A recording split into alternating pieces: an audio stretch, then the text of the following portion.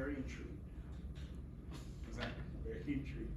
Intrigued? Yeah, over the weekend I prepared questions for you Okay. Yeah. to ask you throughout class. After class or during class? Whichever comes first. Yeah, you can ask during class. Might be questions that other people have too. I would hope. One of the questions, what would you do if you just had $1,000? I mean, This looks like whiskey. I know. I was like, this dude dressed like a Peaky Blinder. If anybody knows that show. And it's vodka, sorry. Just kidding. Irish whiskey. Yeah. What's your? Go ahead. $1,000. Yeah. Well, the actual question is, let's say, if you just had $1,000, what would you do with it? So context matters, right? So you're like, well, I left gray area because I want to see how your brain works. That's really the reason why I have very vague. all I have is $1,000. $1,000 to do whatever you wish with. I guess the exception, no stocks. No stocks. No stocks. That's the only exception. All right, $1,000. What would I do? It really depends on the objective. Is your objective to be a great business person, to go have some fun, to enjoy yourself, to make some money? But if you're just saying, just all things being equal, what would I do with $1,000? I'd say a good thing of anything. Let's just say $1,000 is just anything you do in life should be a portfolio of something, which means that it should never go, don't put all your eggs in one basket. Anything in life, right? We all want to do different things. We want to have some enjoyment. So yeah, I probably use a little bit to go enjoy myself and go eat, go have some fun. Maybe spend $100 to go to like a really, really nice, restaurant that I like. I probably would invest $500. And by investments, I would say. It's not stocks. So you say you invest into a business. Yeah, investment just saying find people who are working on something where they need some money, right? And then ask for a return. And that's it. Because you think about you look at yourself almost as a bank. If you look at yourself as a bank, that's what great investors are. They say, hey, I'm not Chase, I'm not Bank of America, but I do look around to see where can I give people money and get a return back. Just like you would with a car note, right? They're making a ton of money off you with a car note. They're making a ton of money off you if you get a condo or whatever. So you're saying in this society, act like you're a bank, right? Everybody needs money. And there's a lot of people out there with a ton of money that don't know where to put it. That's where I came in. So with private equity, I was like, man, I know a lot of wealthy people. And they have stocks and bonds and treasury notes and all this stuff, but they want some other stuff. They want to invest in some real estate. A lot of them didn't know about real estate. Well, a lot of them wanted some opportunities, and so I had to find buildings that were already making money, proven, right? Show the proof. Show what I could do when it comes to the future with these buildings, how we could renovate and increase the rents over time. Show how it would improve them over time and make them phenomenal. And then show the return. You show the return, like, hey, we'll make 10% increase a year in your investment over a year. And they say, hey, that's kind of better than the market of stocks, bonds, mutual funds, whatever. This is great. This diversifies my portfolio. I already got stocks, bonds, mutual funds. I want some other stuff. I want real estate. So that's the thing, is finding opportunities of people who need the money. Right? And honestly, you could do that with anybody. You could do that with family. So you could lend somebody who needs the money to family and be like, hey, I'll lend you $500. Could you pay me back $600 in 3 months? And make sure. Do the calculation. You're like, wow, I made $100 in 3 months off this $500. Now that's just one scenario. If you live your life thinking like that, you'll make a ton of money in a lot of different places, right? But then the other part is being realistic. Life's not all about money. Life's not all about investing. Again, superb businessman. about enjoying yourself, so I would maybe find a cheap flight somewhere, $60 round trip and go to Miami, right? Go get something to eat, come back, still got a few more extra $100 to go do some other stuff. Right, so it's a good balance. Anybody who doesn't have a balance doesn't have a quality of life. I know a lot of people have a lot of cool stuff. They got a ton of debt. They never get real rest. They're always worrying about all the expenses they gotta pay for every month. They got a ton of money, ton of debt, crappy life. I don't want that life. Neither you should want that. Quality of life is the most important. So diversifying your life is key. Split everything up. Everything should be split. If you got $10, split it up. Do 3 separate things with 10, with 100. Don't just put everything into one thing. Because everything's a risk, right? So why do you want to risk by placing everything into one thing? Everything like coming to college is a risk that has not paid off yet. So you're with the assumption like, hey, what would I do with my time instead of being at Dominican University?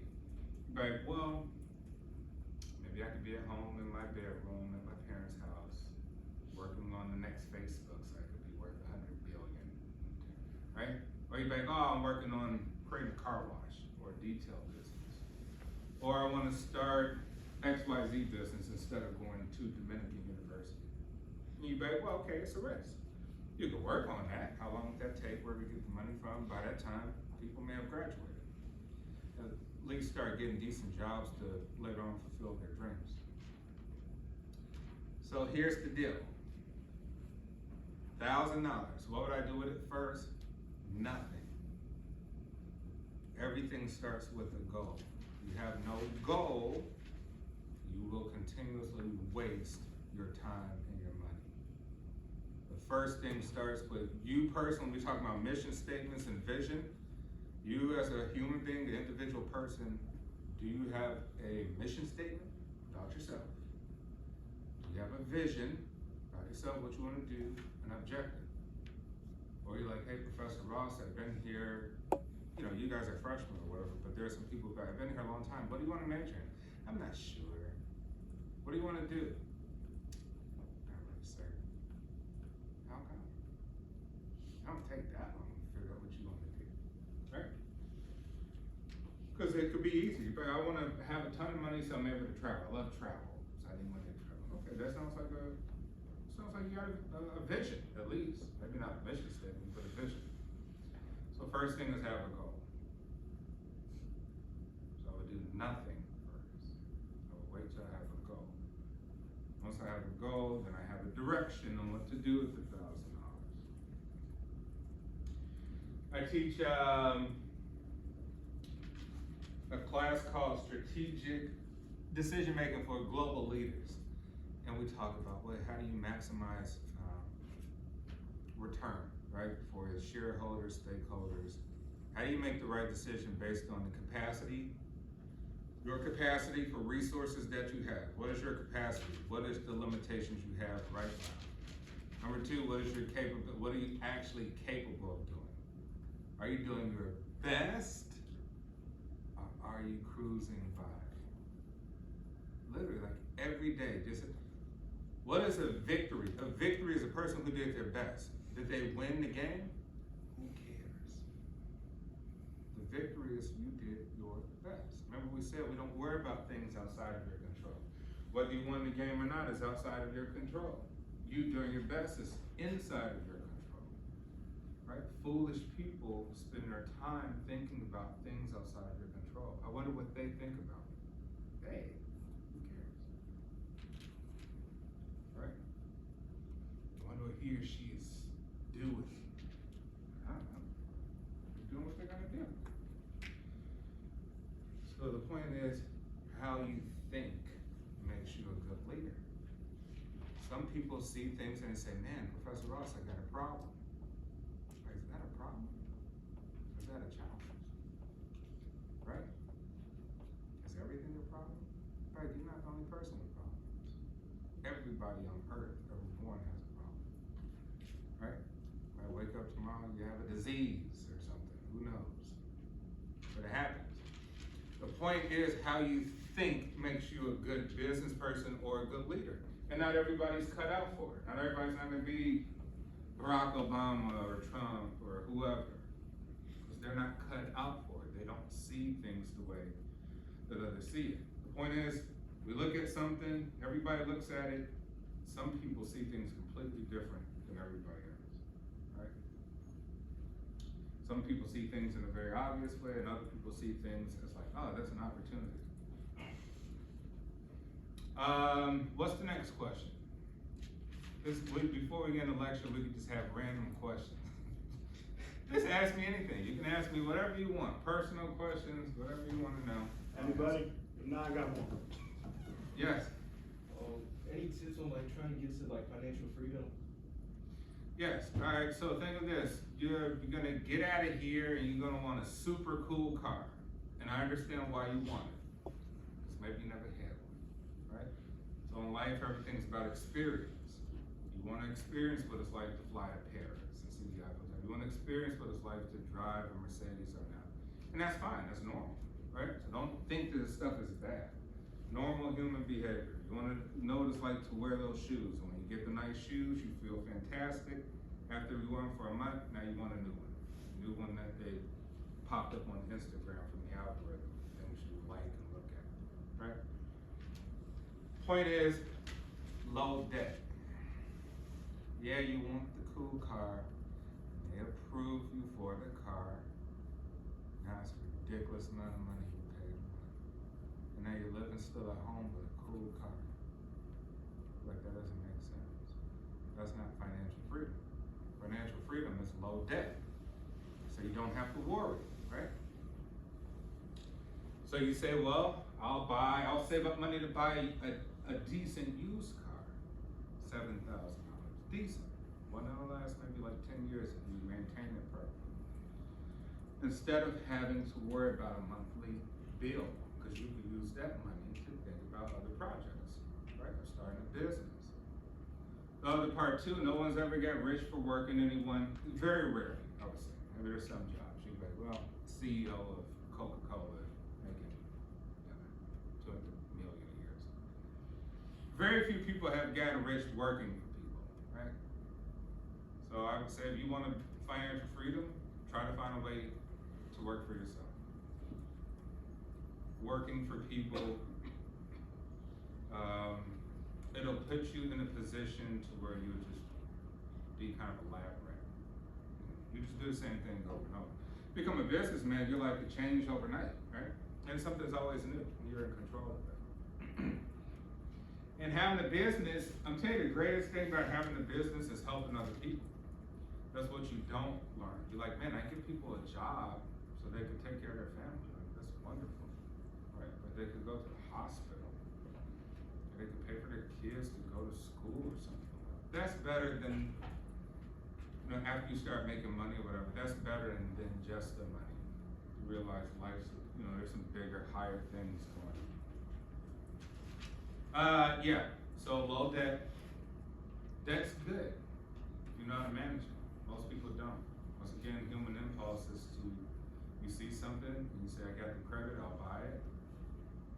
You're like, really, you don't have the money to even pay for it, So, stay out of debt and have a goal. The goal is to really just be an entrepreneur. So entrepreneurship should be the goal. Next question. What would you consider as like a low amount of college debt? It's hard these days. Back in the day, you could work at Burger King and pay off your college tuition. Right?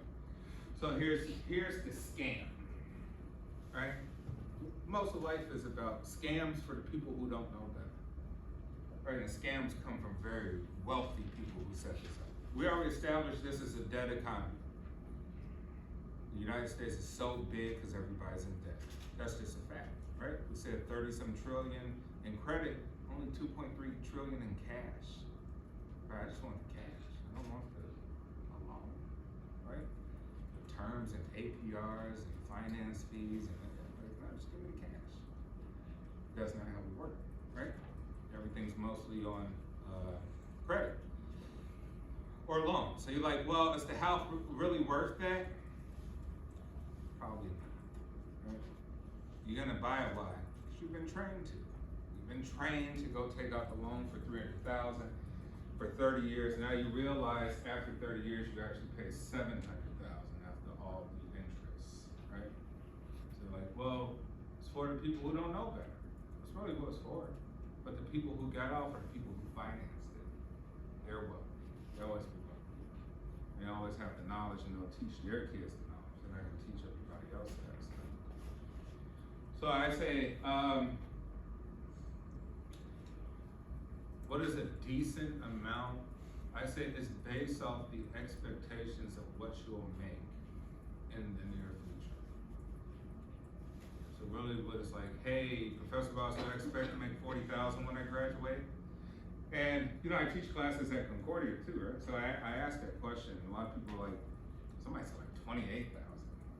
Somebody said, most of the people said 40s. I was like, man, it's 40s? It's like 40 something when I graduated as an undergrad. Still guys want to make 40,000? You know what that is after taxes? Like you'll be worried about it if you can afford like a number 10 from McDonald's after paying your car note, your apartment, and all the extra stuff. You know? Like really, it'll be like $29,000,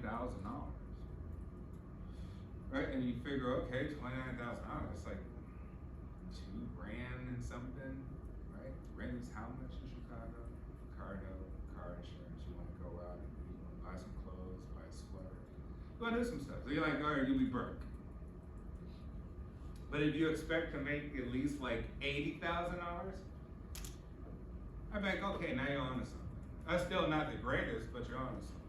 So really, like, what is your personal expectations on what you're gonna make? And it all goes to how you think. You think you're worth $40,000? That's on you.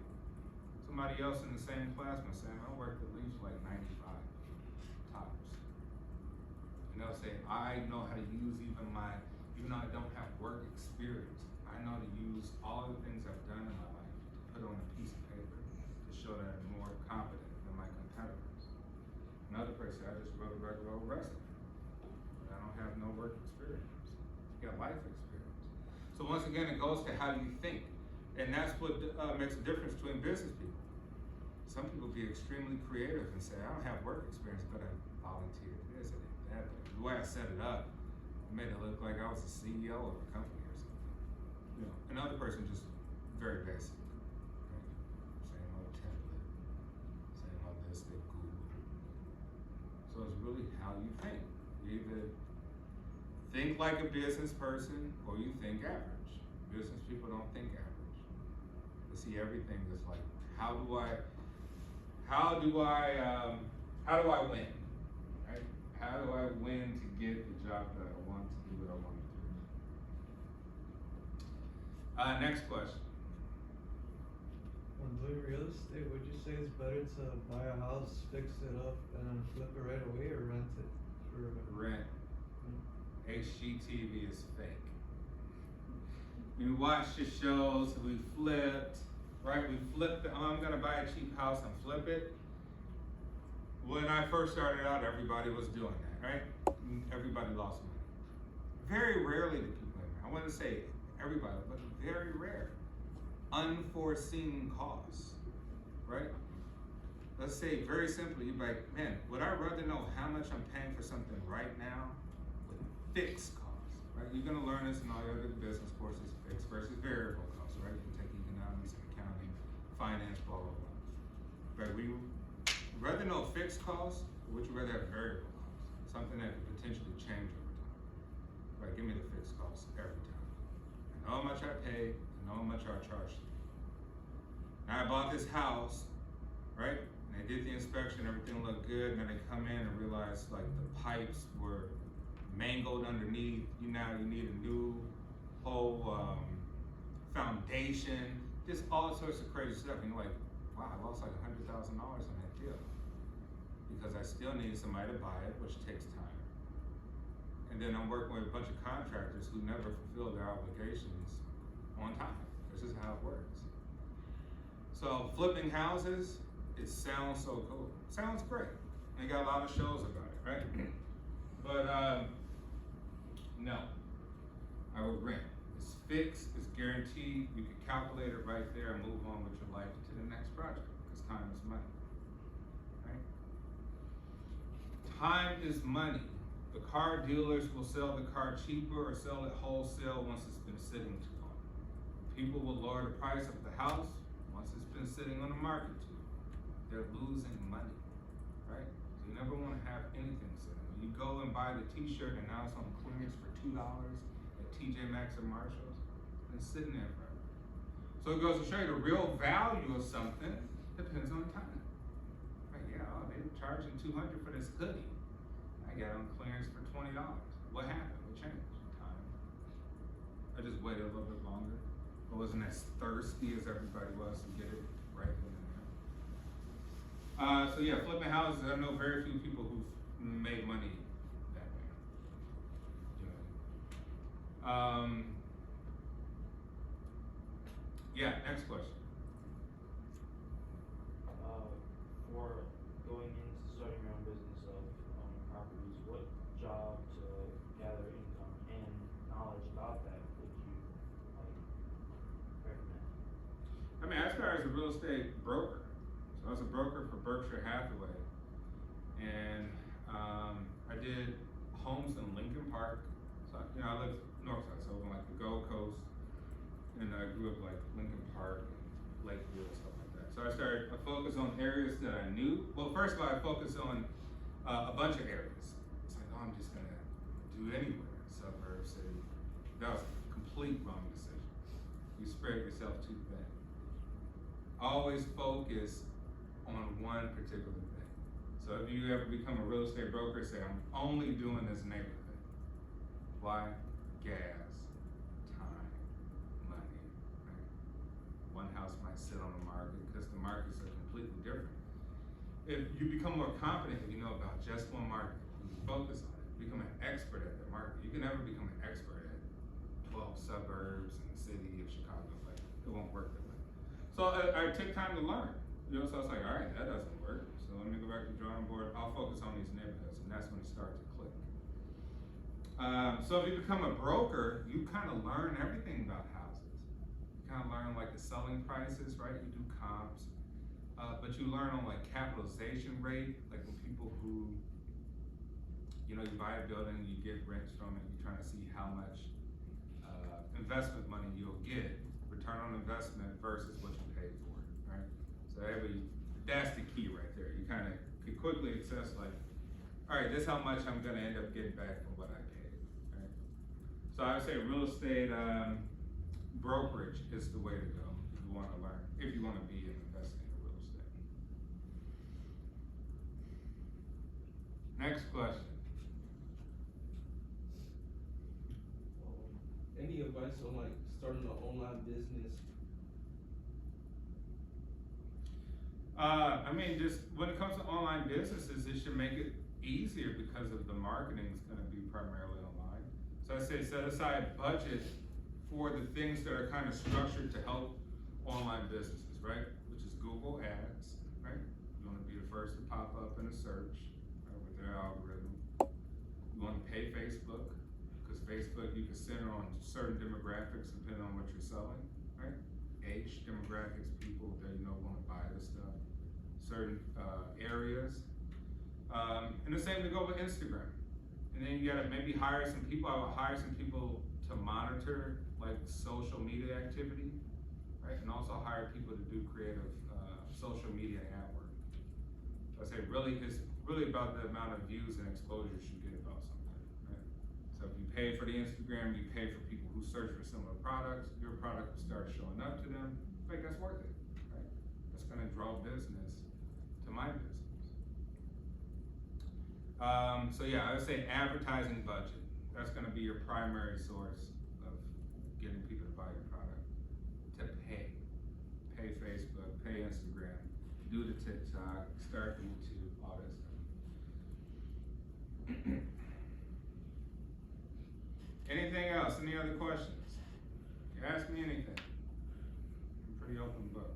Do you actually need something to start something. Like a lot of people want to, like you said as well, you don't need anything to start. You need, I would say you need creativity to start, right? It's just like how you're looking at something. Some people are like, man, I don't have, my thing was, I don't have money. Biggest thing. So I started learning, like, what the heck do the billionaires do? How did Warren Buffett start? What do these billionaires do to actually make money?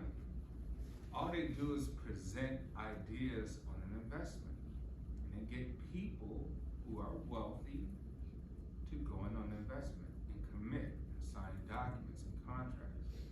Say, yes, Professor Ross, I will give you $2 million over a 5-year period, expecting a 10% return every month, and you have the $2 million. I'm like, okay, let me multiply that if I could do that by 5. You're like, that's $10 million. How much money did I use? Absolutely zero. I presented the idea, now we have the funding, right? So the funding could be, the funding is a corporation, right? So the big private equity groups, they start funding, and it's for a project. They're like, oh, we want to buy out this mall. We want to buy out this 40-story building, right? We want to buy out XYZ. How do we do it? We need people to get in to go fund it. That's how they even do it when they purchase, like, Magic Johnson Group will, purchase 10% interest in the LA Dodgers. Right, Magic Johnson Group, who is that? It's a group of investors. Magic Johnson's just the name on it, right? Maybe it's his idea, he's the principal, but the other people gave him the money, right? He used that money to go buy the interest in the team so that it produces a return on investment. So really it takes the creativity. So once again, somebody say, I don't have the money, I don't have the credit, I got a crappy credit score, I got no credit history, I'm broke, I don't have any money, can barely survive. What I'm gonna do? Present some investment options. Go find something that's worth investing in, and you can present it. So the thing was with me, right, so the SEC regulates a lot of these investments, right? So you do gotta follow a lot of legal rules, but there's loopholes. So here in Illinois, you're allowed 5 accredited investors. What does accredited mean? People with net worth over about $2 million. Anything more than 5, you have to register. So I was like, I don't wanna do all that. I don't wanna have to register and do all that extra legal stuff, right? I went to law school, I know a lot about the contracts and stuff like that. And so I just maintain always 5 investors, and I would change the amount of money that I wanted from each. And so if one deal goes successful, now they believe in you to do other deals, right? So it really was the one deal that had to be very, very successful. So I say creativity. How creative? One person sees things as like, I can't do nothing because I'm broke. Another person sees something that's like, I gotta do something without money. I can get millions of dollars of people to give to me without money. Obviously, people have to believe in me. So it's maybe personality, it's maybe some other stuff I did. I worked in real estate. I know how to sell myself and market myself pretty good. But then I tell you too, when I was an MBA student, I made everybody buy the books for me, right? So clearly I didn't just wait around for things to happen. I think I made like $30,000 in an MBA program here in Dominican. Right? And they're like, well, why do you do that? Because we're in business. I thought we were in business school. I thought we were here to make money. Well, I'm starting right now. I'm making money right now. But that's what I'm saying, the mindset. So what is the difference? It's a mindset. You have to change the way you think. Change the way you think. The other thing is just unlearning stuff. It's like the stuff you learn as a person who's a psychologist as well too, like a person, the stuff we learn we have to unlearn and relearn. Yes, your parents taught you this. Yes, you think it goes this way. You grow up, you find out most of this lies, most of this BS. A lot of it is just learned behavior from those people too. So you really have to unlearn and relearn a lot of stuff that's been taught. Because we get projected everything on us. We project fears onto other people. I can't do that. Where'd you learn you can't do that? Who told you that? My environment, my family, the people I surround myself with. Oh, okay. So now you get those same fears. So you gotta relearn and retrain your brain to kind of think fresh. It's difficult. It's very difficult. But it can be done. I say this too. Here's the key. Perfecting simple things, becoming an expert at simple things is better than trying to figure out complex things. Life should not be complex. If you can't explain in 2 minutes to a 2-year-old, you don't know what you're talking about. And it's not gonna work. You know what I mean? Everything you do should be able to be explained 2 minutes to a 2-year-old. If you made it complex, like, oh, well, you gotta carry it to 3 and do it, like, no. Because you only get that amount of time for people who wanna either help you, give you a job, give you some money for something, an idea. So I say, think simple, not complicated. If you complicate this stuff, you will fail. A high degree of failure, I would say. So what's the key? Plan. If you don't have a plan, nothing matters. You plan poorly, then it's doomed to fail.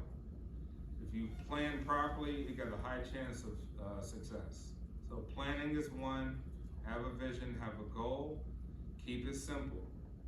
Keep everything simple. Yeah, you see the professors and you think they're all this, all that. No, keep it simple. Right? You could far exceed anybody here at this school. I don't care what title they have. This is about keeping it simple. Coca-Cola found a product, kept it simple. They make trillions of them. That's it. They get all the money. They're the most recognized brand on earth. They didn't create, the most technical thing on earth. It's about keeping it simple. Keep it simple and become an expert at that. An expert at doing something simple very, very well. So focus. The other part is belief, and that's kind of a hard one. It's like believe in yourself. It does take, if you want to manage a product or a company, you think the people who are CEOs are, they may be introverted. And I'm telling you, they may be introverted. They may be like, I don't really like talking to people or coming up making speeches and doing interviews. But they say, I know how to create a different me that does know how to do that. Right? So yeah, you can be like, hey, I don't even know if I have the confidence to do it. But you're like, there's 2 me's. There's the personal me who doesn't want to do that, and then there's the business me who knows I have to do it. And if you could be able to kind of create that persona, then you'll be successful. It's almost like creating a separate you. You really have to do that in business. A lot of times things may violate your, the blurs the line between ethics, morals, value, religious beliefs. Like you can't be in business and that stuff doesn't cross the line. It can. So you gotta learn how to work around that too. So yeah, the point is to believe in yourself too. You have to believe in yourself. If you don't believe in yourself, I don't know how you can make it work. You absolutely have to believe in yourself. What else?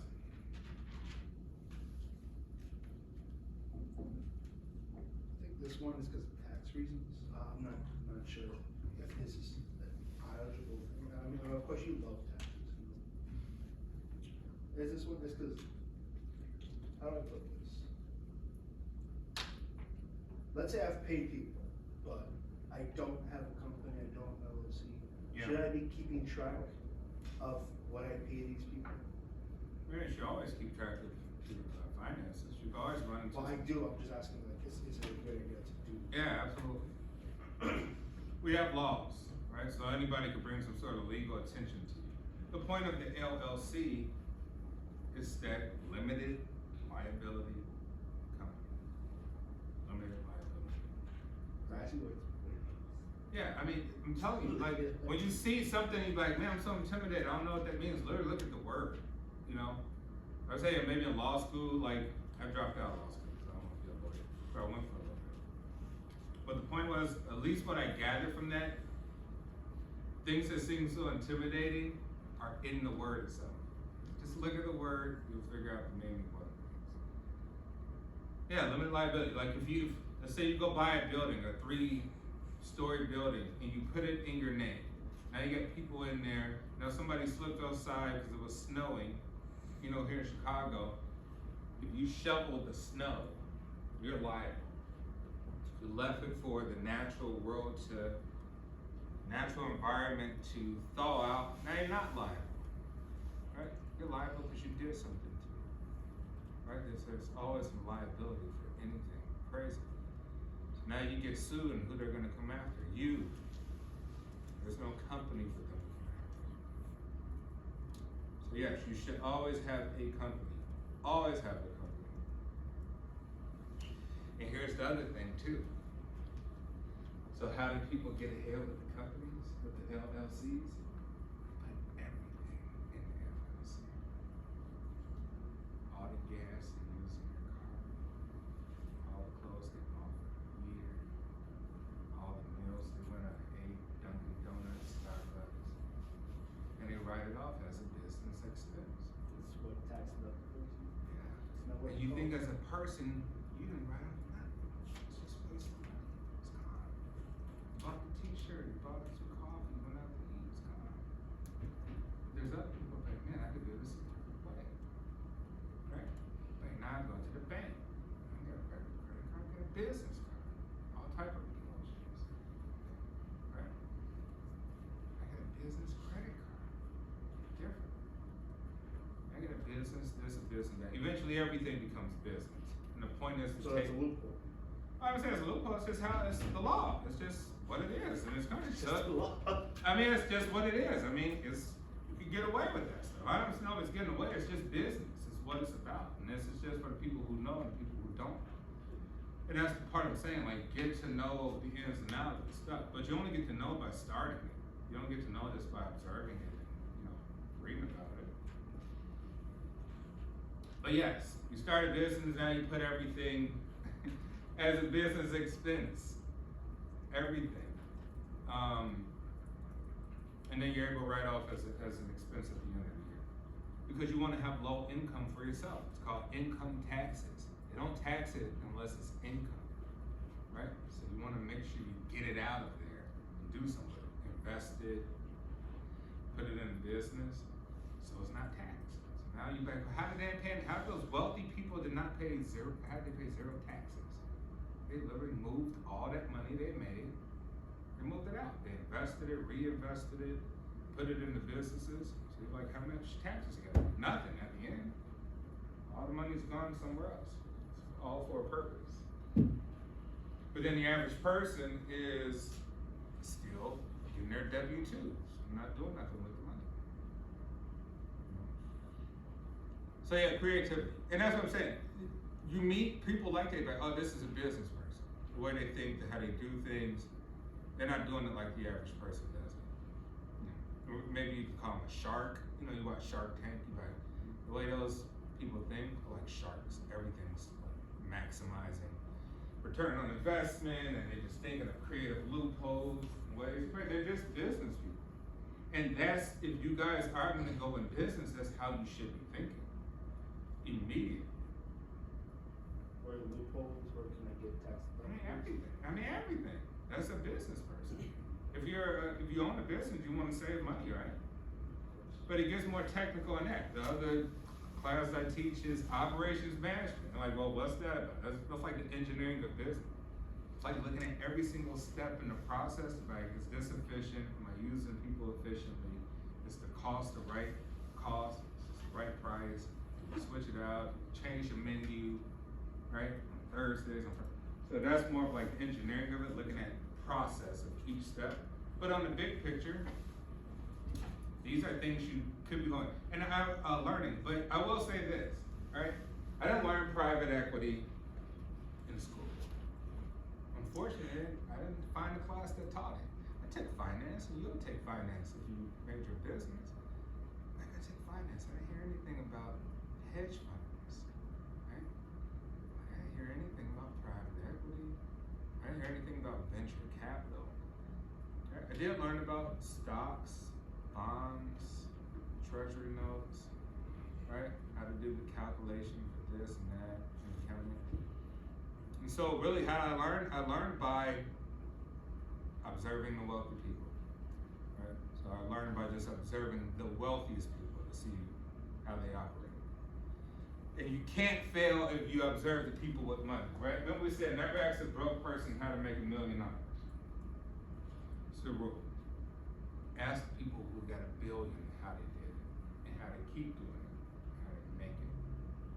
Right? And then you'll be able, if you can follow the same patterns and steps, or just the way that they think, then you'll be quite successful. Right? Quite successful. On the amount of debt and credit that they take or don't take. You know, learning how the value of things versus the price. How to negotiate all of that stuff. So unfortunately, I didn't learn it. You know, I didn't learn it in school. But I did learn marketing, management, accounting, basic economics in school. But some of the stuff wasn't taught. And so that's the part where you gotta educate yourself. All right, any other questions? The same people, you guys, nobody else got any questions? I still got 2 out of 5, so. No questions over here? No? Career questions? Anything like that? Okay, I'll let you go.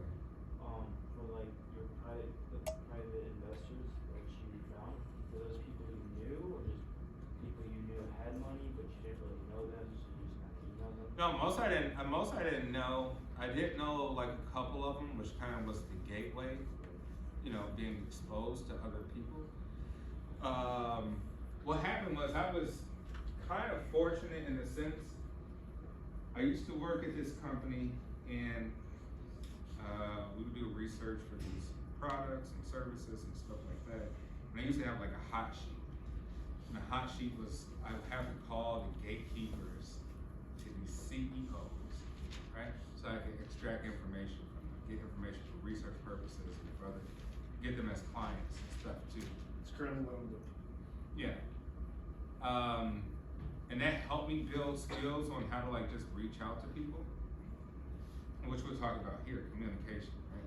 Which we'll get to shortly for the people that's waiting to get to the lecture. But that did allow me to have access to some really wealthy people to get their advice. I mean, I had like a hot list, like I would speak to Steve Jobs like secretary. He was still alive, like Bill Gates, Paul Allen, who's with Microsoft. Quite a few people, and then a bunch of other people here in Chicago too. So that kind of helped. But basically, I had like one person who knew local people, had a ton of money, and they wanted to come sit down and have dinner, have lunch, look at my proposals. But they were all proposals.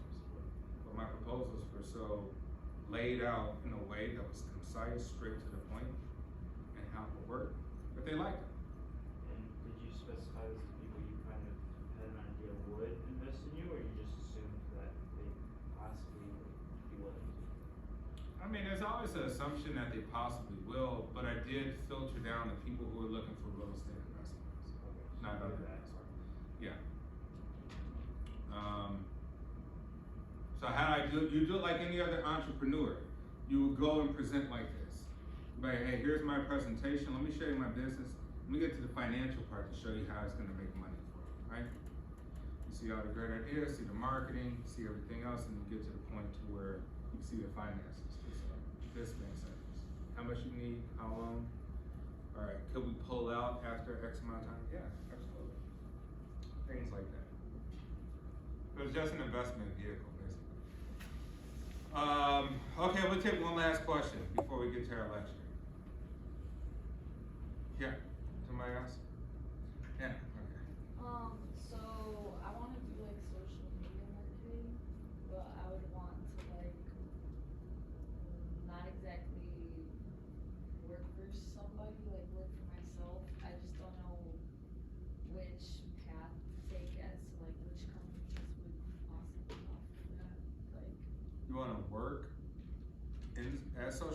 to start a business for social media marketing, or you just want to work for another company?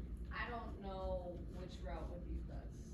That's basically. Okay, I tell you this, like, for the people who want to start businesses, most great businesses start out as a team. It's not one person, it's not one person's idea.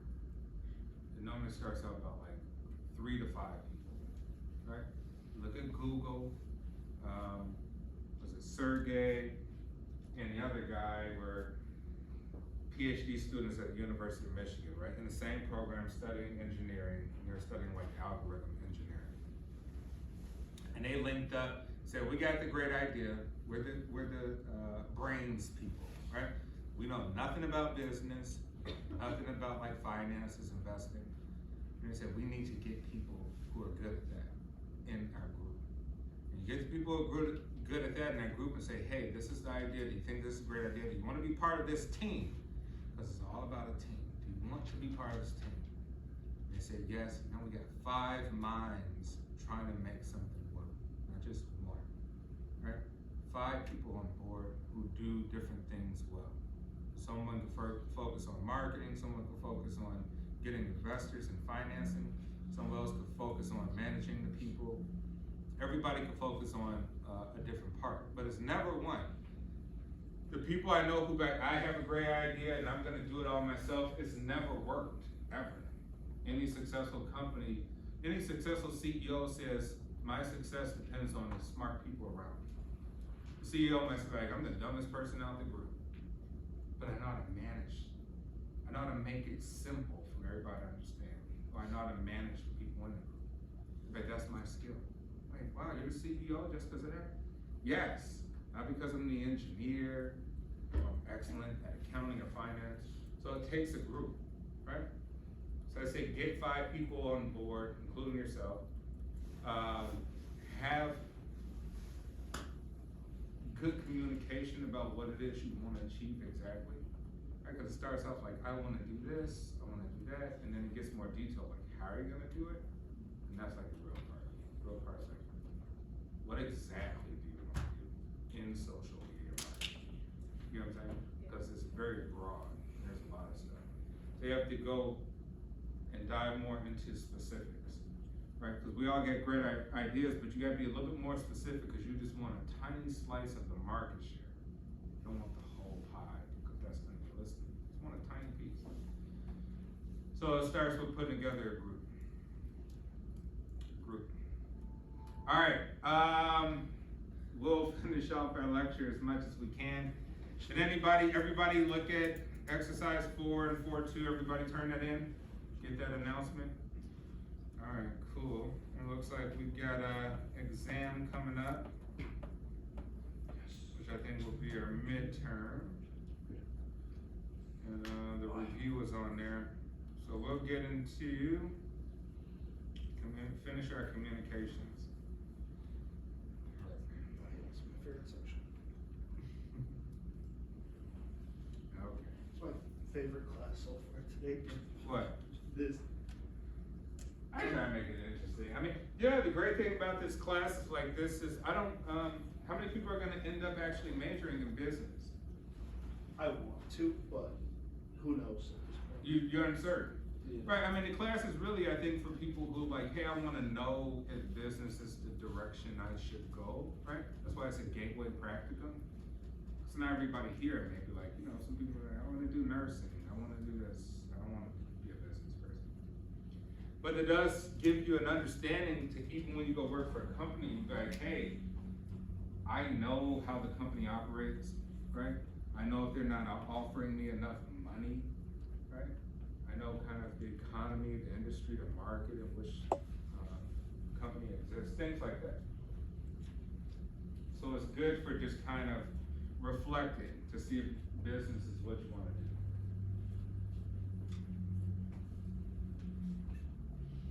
All right, effective communication, analyzing the audience. Can you read people, right? Are you able to read people?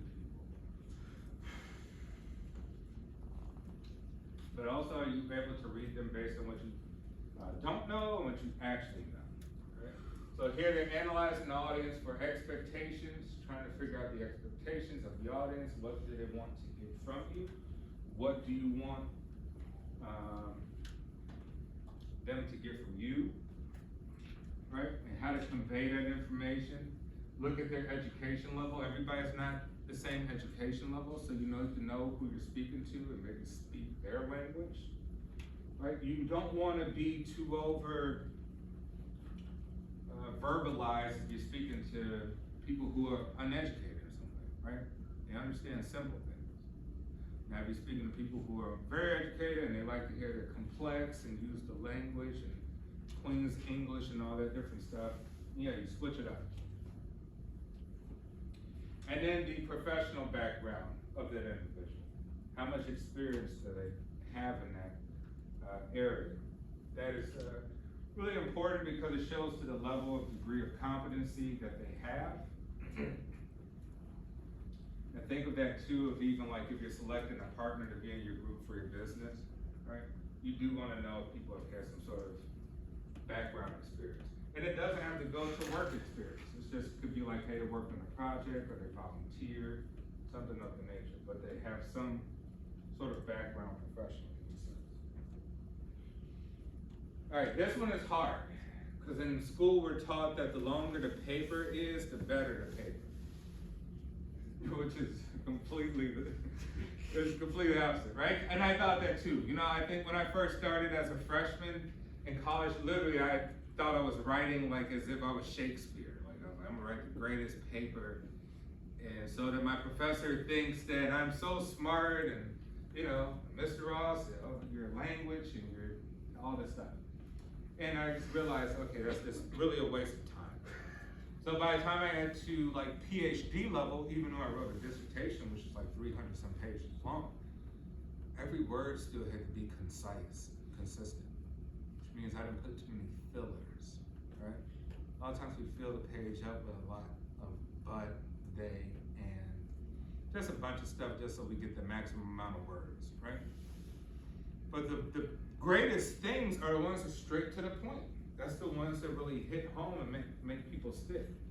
Straight to the point is always better than long drawn out communications.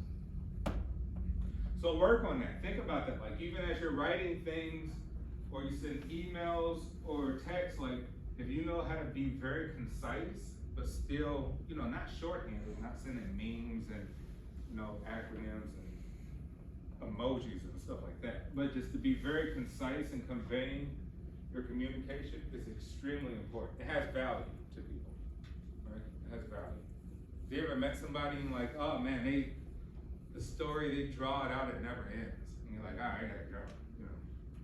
But then you meet somebody who can tell you everything that happened very quickly.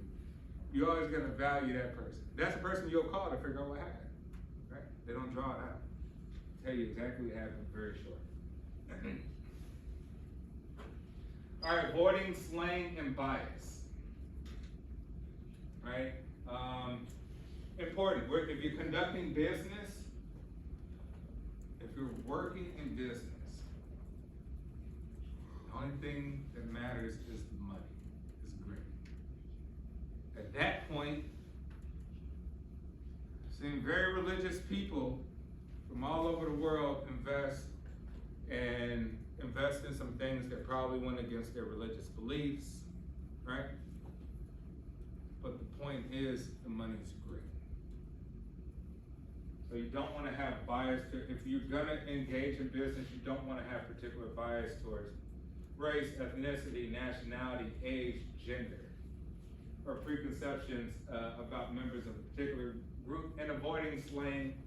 It's not good to talk in slang because I think what happens is no one takes you seriously at that point. When you're conducting business, have fun when you're having fun. Business is when you're conducting business, right? So you have fun outside of business, right? Or you don't, you be easy about things outside of business. If you're conducting business, you should generally be serious but friendly. Friendly but serious. But this should be an easy one, right? Avoiding gender, age, and other biases about a particular group. Have you guys ever had any experience with someone who's had those sort of biases in a business setting, either with you or just an observation? Yes. Any examples? So I used to run a little candy business back in my high school. Hmm? I would buy the candies in bulk and sell everything for $1, which, you know, I still couldn't do now. I used to have a lot of vendors. I knew where the corners were, I knew where, you know, I didn't sell weed, if anybody's thinking that right now. No, I sold candy bars, chocolate, stuff. And if people needed a hookup, I could get them, because there's a health code in our school for no sweets, no nothing, so I profit off that. A couple of the guys actually said, don't get female vendors, because they won't sell anything, they'll just eat it all. And I was like, that's not it. I hired 2 female vendors. They capitalized on everything, so everything they had, I paid them pretty well, and I made $300 off both of them every single week. So you learned that the generalization and bias that these people here were wrong. yeah, because they had friend groups that always needed candy. They always knew people that were starving. You know, they were fasting and they wanted to, you know, get on their cheat day. So Yeah. I was like, yeah, girls capitalize on communication. The boys just know each other because of their friendships. The girls knew everybody because girls talk. So that was even better than what the boys were saying. Excellent. Exactly. Excellent. All right, using active voice whenever possible. Here's an example. Here's an example of active, right? Using company property for personal use is prohibited, right? That communication is active. Do not use company property for personal use, right? One is passive, one is active. This is directing. Active is directing. This one is more of a suggestive active. You don't want to suggest anything, right? You want to really command. So your language is extremely important in what you say and how you say it, right? It's not really what you say, it's how you say it here. Kind of saying the same thing, but they're just saying it differently. People will probably look more to this one to not do it. All right, here's another example, right? Joyce Carmen welcomed the participants and introduced the keynote speaker. The participants were welcomed by Joyce Carmen and the keynote speaker were introduced by her. This is kind of, I would say, lazy speech, right? Putting pronouns at the end. Added unnecessary commas where you needed to. This is more straight to the point.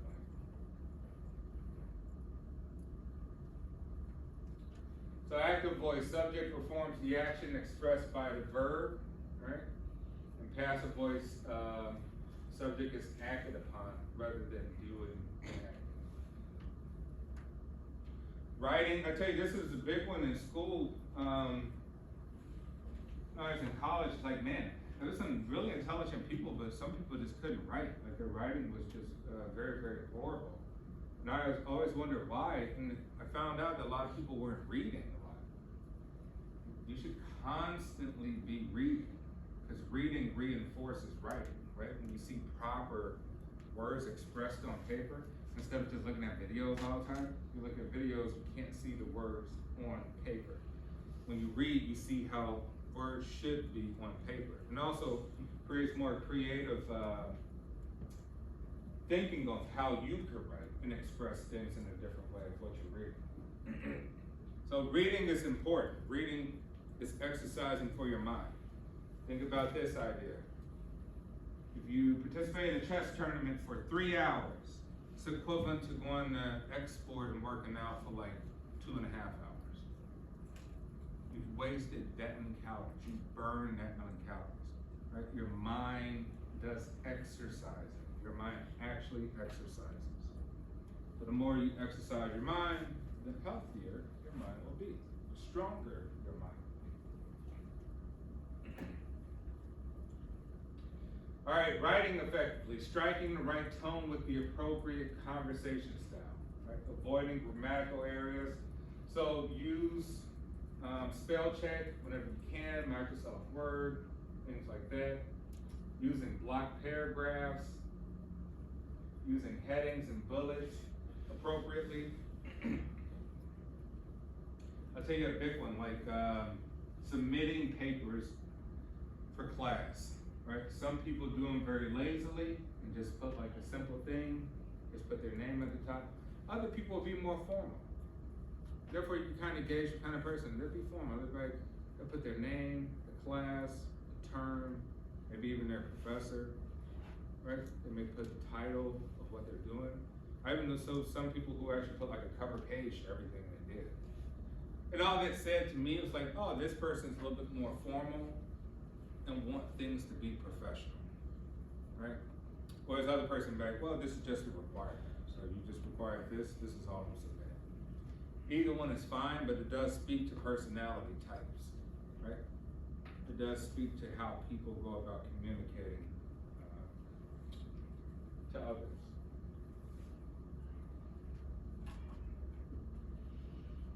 All right, verbal presentations. This one's, I think we talked about this, right? It's like, oh, you know, if you're uncomfortable standing in one position, move around. Yeah? Create a style, a personal style of how you like to talk. Some people are very arm movement, you know. Yeah, you know, they explain everything with arms. Some people are calm, they don't need their arms. Some people are monotone, they keep the kind of same voice. Some people are more relaxed. Some people are more funny. But anyway, your opening, how you start normally will dictate if you're good or bad.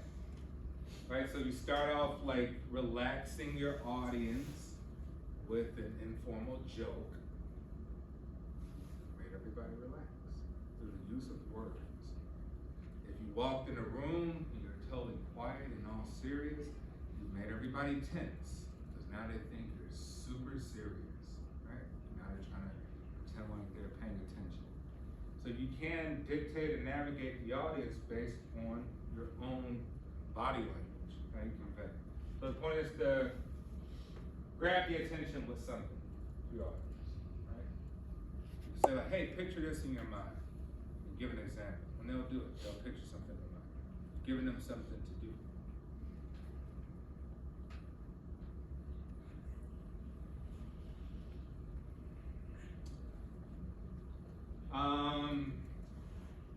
So let's do this. Let's all stand up for a second in class.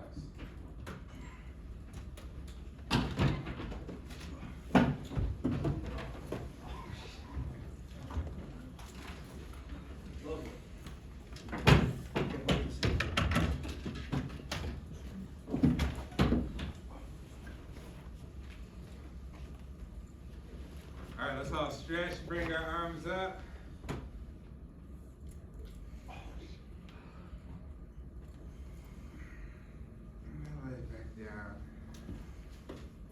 And one more time, all the way up as far as you can go. Touch your hands together all the way to the top. Bring it back down. That's it. Have a seat.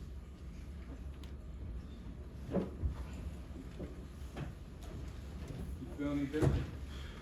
I was struggling. I was not fault that. So many times. Feel better? Should make that a routine. There you go. Okay, maybe we'll do that. The point is to engage your audience and make them do something that'll make it more interesting, right? Human nature is to be bored after 30 seconds of not saying anything that don't capture your interest, right? So you look at your laptop, your phone. Then when I say something interesting, like, oh, yeah. Okay, just listen to that. But stretching is universal. It makes everybody feel good, right? Because you're releasing oxygen into the muscles. Okay, the body of your verbal presentation includes no more than 2 to 4 main points and explains them sequentially, right? Don't go out of sync of what you're explaining. Explain how one thing leads to the next, how the next thing needs to go next, and how that concludes. 4 points. You're like, yeah, guess what, Professor Ross, I have an awesome presentation. And then you do it and you're like, well, it's way too long. Why is it way too long?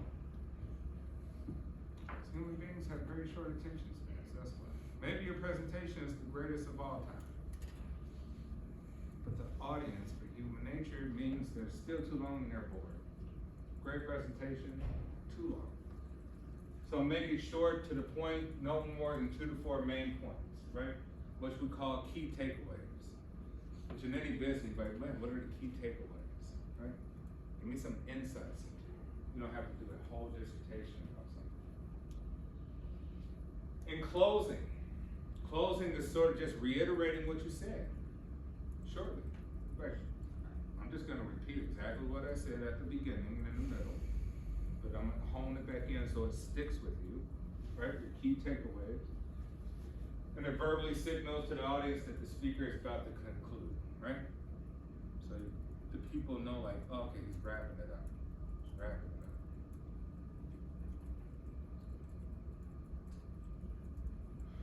All right, suggestions using PowerPoint. Pictures and graphics are good. People like pictures and graphics rather than just a bunch of words, right? Words make you bored. Pictures and graphics make you think in a different way. Now you're looking at visual representations. Now your brain thinks in different, tries to solve problems. No more than 7 words per line for any presentation. You don't have an entire paragraph up there because nobody can read that. And they're not gonna read it. You know? And it also doesn't allow you to be more creative in how you think about what you're talking about. Because if it's just up there, you're just gonna go read off line for line, like, you know, read the entire paragraph off. When you could have just read a bullet point and talked about that bullet point. Paraphrasing, right? Shorten what you're saying, add examples, and offer analysis and interpretation. Avoid excessive use of special effects. Maybe one is good, right? One special effect is good. Oh, okay, that was interesting. Maybe one video was good. Like, yeah, I got a 45-second YouTube video. Wow, okay, that's interesting, let's see it. Engaging with the audience more often, which is sometimes asking questions. Like, hey, have you ever experienced that? And that person like, oh, they call on me? Yeah, I did. Right.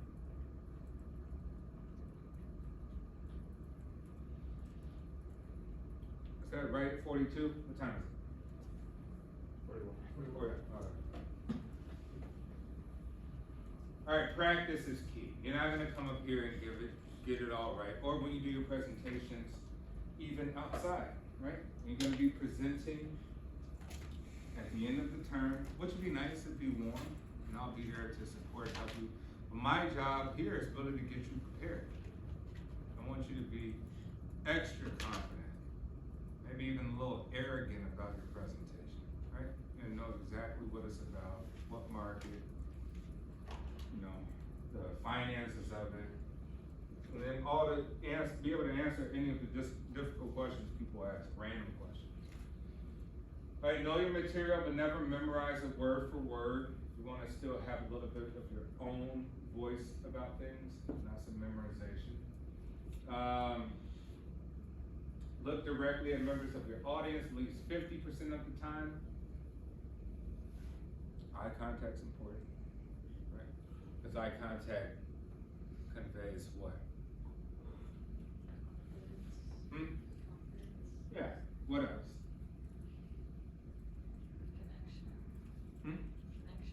Connection, what else? When you speak to somebody and you look at them face to face, what does it convey? Yeah. Engagement. Yeah. What else?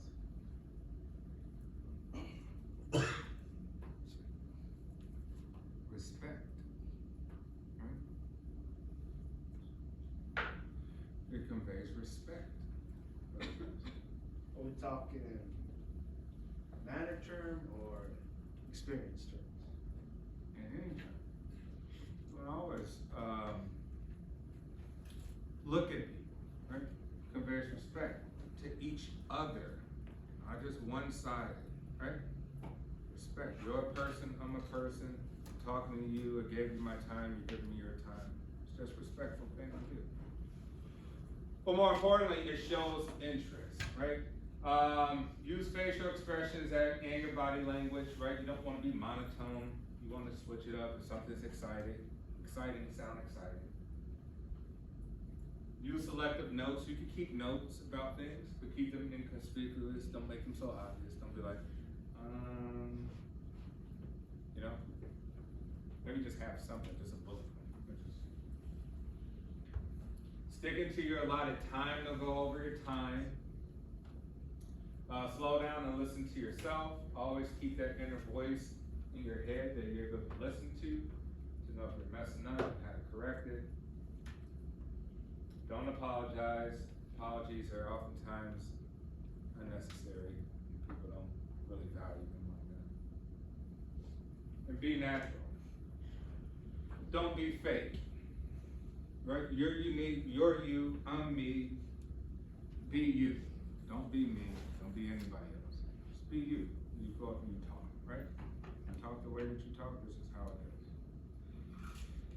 All right, I'll end off here. Before we go, any other questions? Yes? The number 2, which is, I know, memorize it word for word. How, I feel like anytime I give a good, speech or whatever, I do memorize it word for word. So how do you go about, I guess just, you have to do all the main points, that's how you remember. Yeah, I mean, look, if you memorize word for word, that's going to be anxiety because you're trying to recall something. And anxiety means eventually you'll stumble, right? So you want to leave time for it to be different than when you wrote it or thought about it. It's always going to be different. It never matches, right? We suffer more in our minds than in reality. It never matches what's written down or what's thought about. So it's better to just say, man, what are the 3 things I'm talking about? You're gonna remember what's attributed to those 3 things. You'll naturally talk about them normally. But if you remember, just say, I'm gonna repeat exactly what I remember, you're gonna stumble, and then everything else you remember will fail. You know what I mean? So it's just kind of a bad practice, because it never allows people to know who you really are and how you speak. You know what I'm saying? Like, once again, it's almost like this, it's scripted. You get what I'm saying? So if you wrote something down and you're an actor, you're on Saturday Night Live and you're reading the cue card, you're reading it scripted. But if somebody just came up there like, man, I know what I'm talking about. I'm talking about some stuff, right? So let's say Dave Chappelle comes up and talks.